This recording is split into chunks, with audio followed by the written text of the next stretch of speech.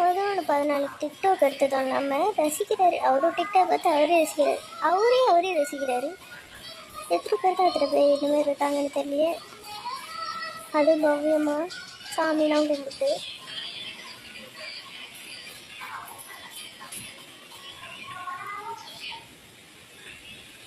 அழகாக தான் இருக்குது.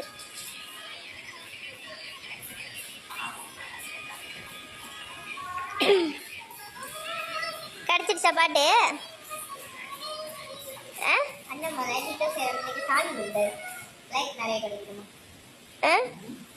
சாமிலாம் வேற கும்பிட்டுருக்கீங்க பம்மியமா? கொடுத்துருவாங்களா?